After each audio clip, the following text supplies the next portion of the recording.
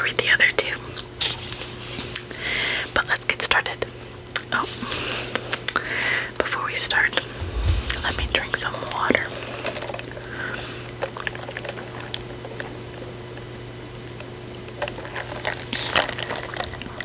How cute is this little cup? I got it from Target. Okay.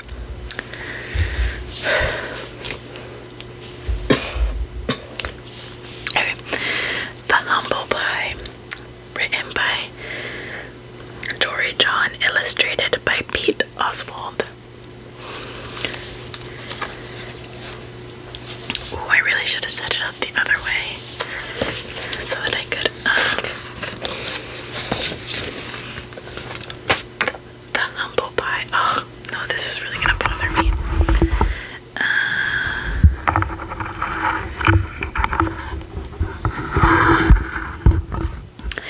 The Humble Pie.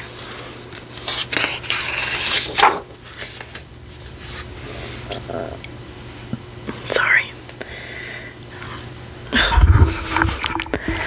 I'm a pie, a humble pie, and that's no lie. Aw, shucks.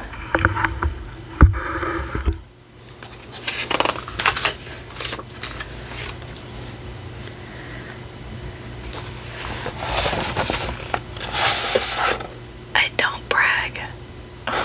This is really gonna annoy me. I'll just read it and then I'll show you guys the picture after. I don't brag, I won't gloat, I never take credit. I go with the flow, I stay low key, down low. I'm never shy, oh no.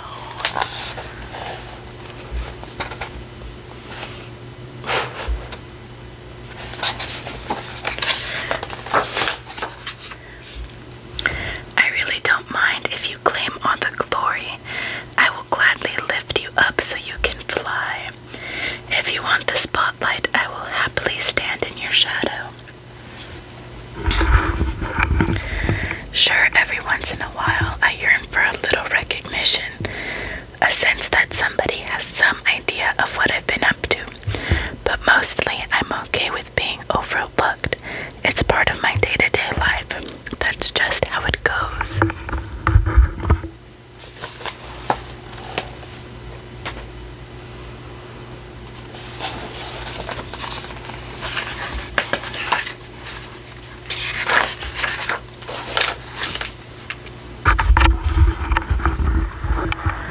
Meanwhile, my best friend is a cake named Jake. We've known each other forever. He makes everything, and I mean everything, look easy. For instance, he always gets the best grades. He's absolutely amazing at sports. His social skills are top-notch. Here he is at a birthday party. Watch how he mingles. Now, note how he makes everybody feel comfortable. Look how he lights up the room.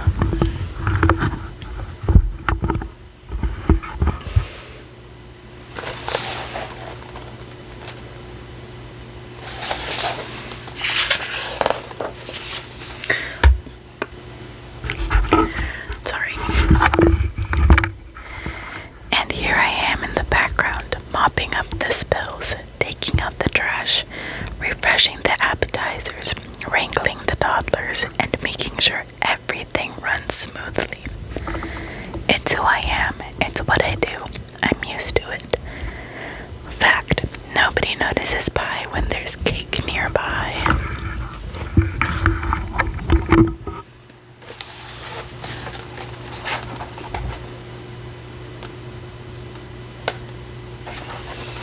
I don't know why it's looking blue.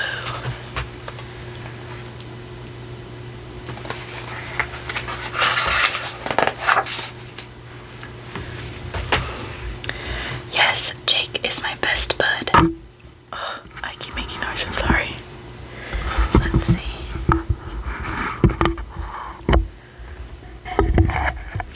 Yes, Jake is my best bud, and I'm contented to just stand next to him, lending my support so he can shine. Because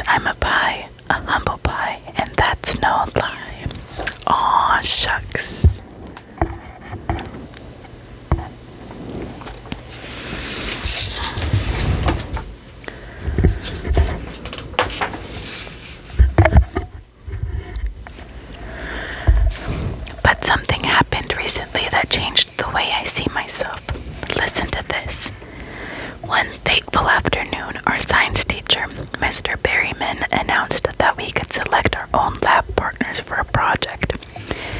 We would have a week to prepare a presentation.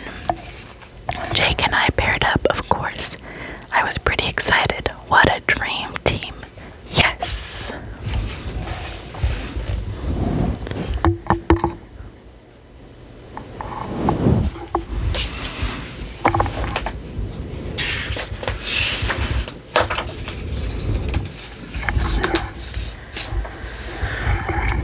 On Monday, we brainstormed. On Tuesday, we sketched out our plan. Jake got a little off track, though. On Wednesday, Jake said that he'd be late. Then he never showed up. On Thursday, it was just me. Again. On Friday, I started building our project by myself. It turned out that Jake was busy nearly every extracurricular activity in existence. It turned out that Jake was busy with nearly every extracurricular activity in existence. Piano, basketball, skiing, learning French, playing soccer, and in math club.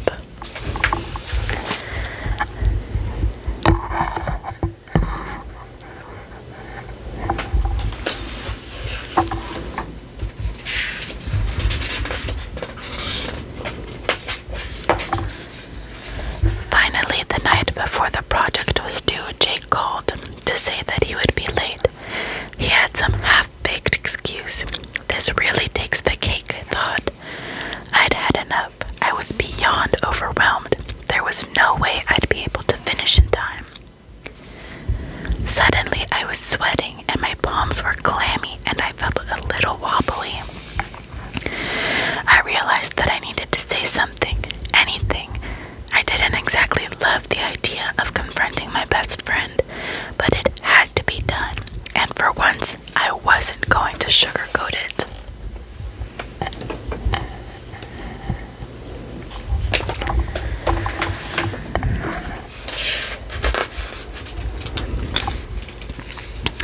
When Jake finally arrived, I nervously cleared my throat and said my piece.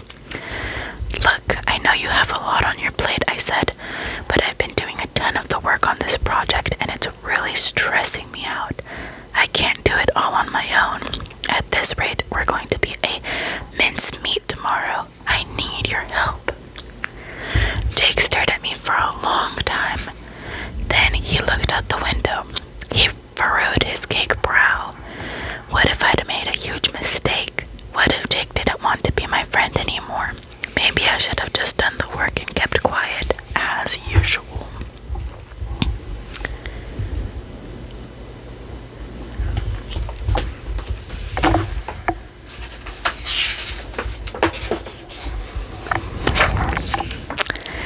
Jake let out a deep breath. Then he nodded. You're 100% right, he said. I'm really sorry, and I'm glad you said something. I don't deserve any credit on this assignment. I'm such a flake. I shook my head. You're not a flake, Jake, I said. You've just been busy, and the good news is that there's still plenty for us to do as a team. I know you'll rise to the occasion. You have layers of talent. Jake smiled. Aw, shucks, he said.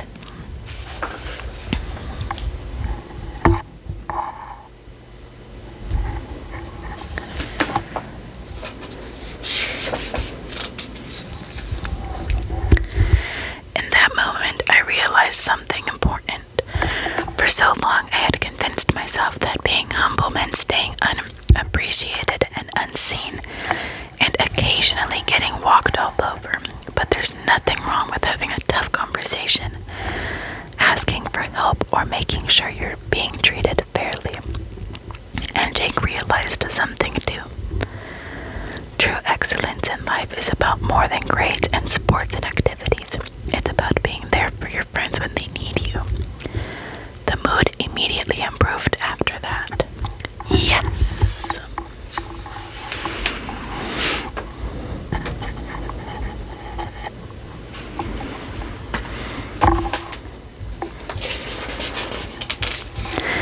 The screen is like making the whole book blue.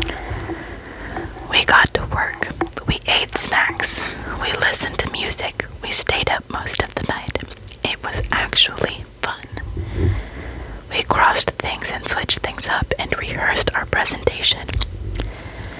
And guess what? In the end, everything came together. Yes, the dream team was back.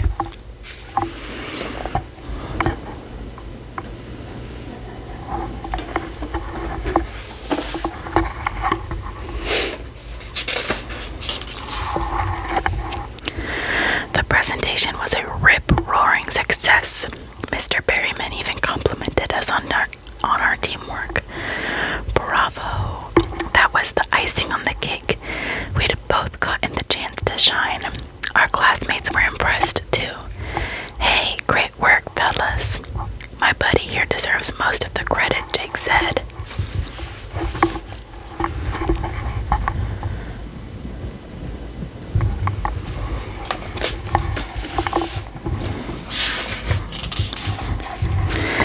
I blushed from my crust to my toes. Aw, shucks. These days I'm still a humble pie, but now I stick up for myself and I take credit. And I have tricky conversations when necessary. And you know what? It's incredibly gratifying. I'm proud of the pie I've become.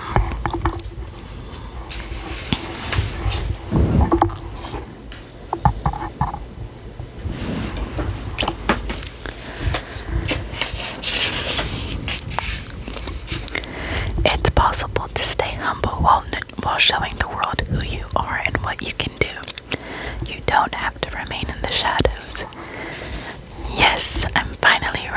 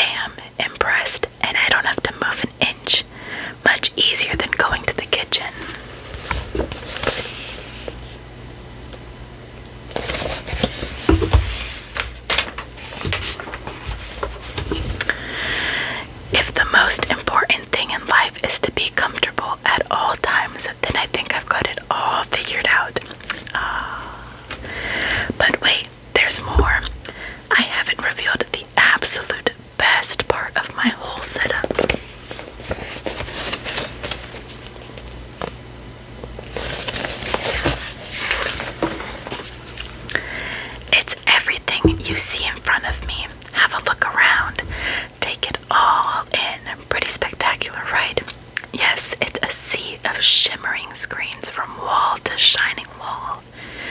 What a joy, what bliss. These screens feature my favorite shows: Fries, Mad Yam, Mashed Potatoes. This screen has all my unanswered messages. Blah, blah, blah, blah, blah. These screens are where I play video games.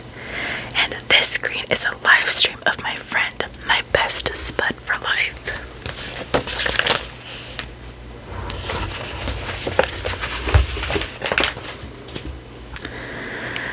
This is how my pals and I spend quality time together. It's much easier than trying to meet up somewhere like folks did in the good old days. In the old days, that's for sure. Hey Spuddy, hey pal Tato. Yes, from this very couch, I can control everything in my life all the time with just a few taps and a couple clicks. Not bad, eh?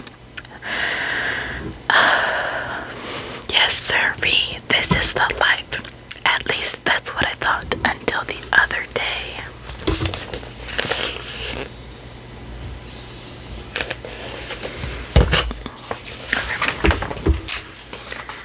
Sorry, I was trying to see how much the mic covers the screen. Something strange happened. There was a knock at the door. It was a delivery. Whoosh. It was my newest device, a video camera that would allow me to watch myself react while I was watching all my favorite shows. Whoa. All I had to do was plug it in and my room, nay, my kingdom, would be complete. But suddenly, pew.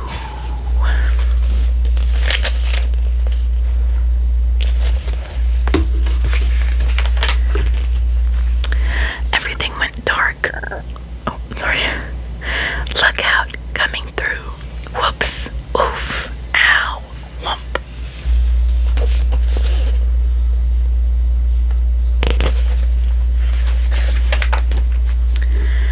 I made it to the window. I pulled back the curtains. The sun seemed brighter than I remembered. There was nothing better to do. So I decided to take my dog Tater for a walk outside. It had been a while.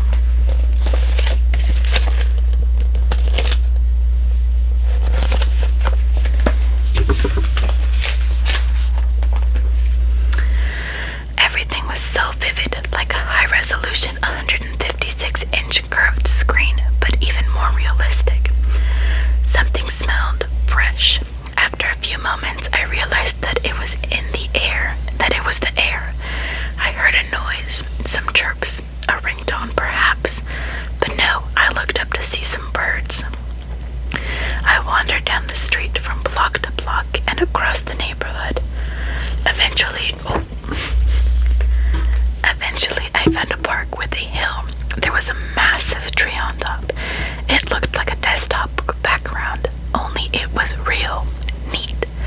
I leaned against the tree. It wasn't as comfortable as my couch, not even close.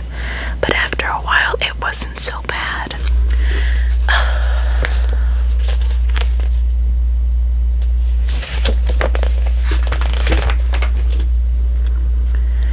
Any worries about the power outage and what I might be missing drifted away. I wasn't thinking about my favorite shows or my unanswered messages or anything else really.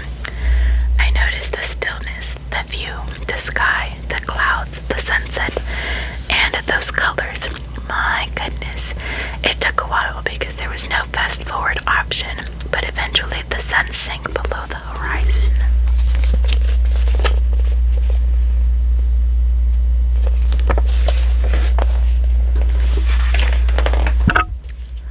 Sorry, that was loud.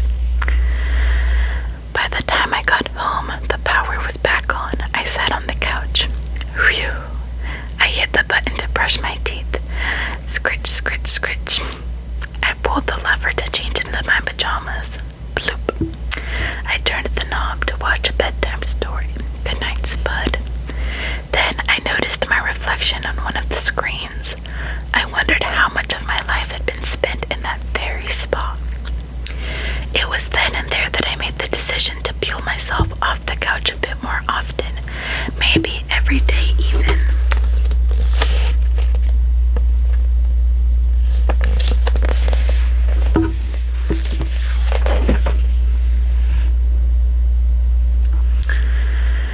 And so that's what I've been doing. I've started hanging out with my friends, my best buddies outside. We've started biking and hiking and swimming and hiding and seeking. Sometimes we have snacks and play board games. Sometimes we talk all day. We might watch the clouds.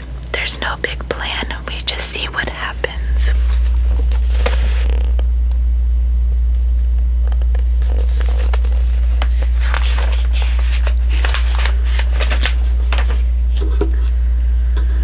It makes me wonder, what if I don't always need to be totally comfortable? What if I'm happier when I have a better balance between my gadgets and the world outside? Because it turns out that I'm more than just a couch potato. I'm an amusing potato. I'm a smart potato. I'm a kind potato. I'm an entertaining potato. And I'm gonna sit on a hill and watch the sunset potato.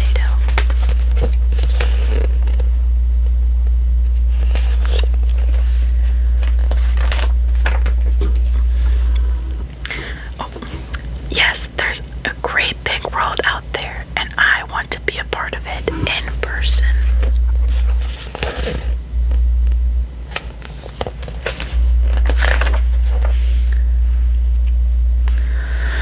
But don't get me wrong, at the end of a long day after I've run and played and talked and laughed with my friends, I still think it's awfully nice to slouch on the couch.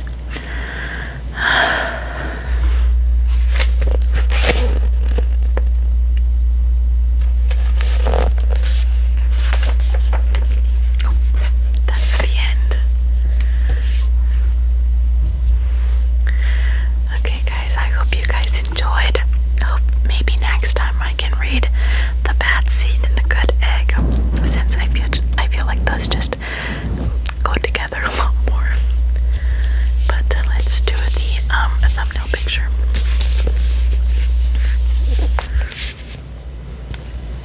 Oh, maybe this way. Sorry.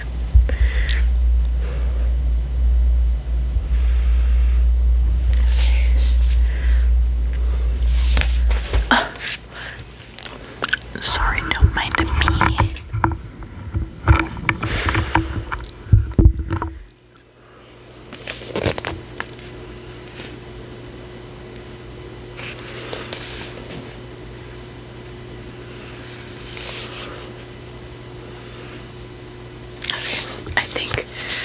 I think we have a picture there. Okay. Thank you guys so much for watching, and if you have any recommendations for my next video, or if you'd like to see me read more books, or specifically The Bad Seed and The Bad Egg next, please let me know in the comments. And if you enjoyed this video, please give it a thumbs up and feel free to subscribe if you liked my vibe. And that's it for now. Bye bye, my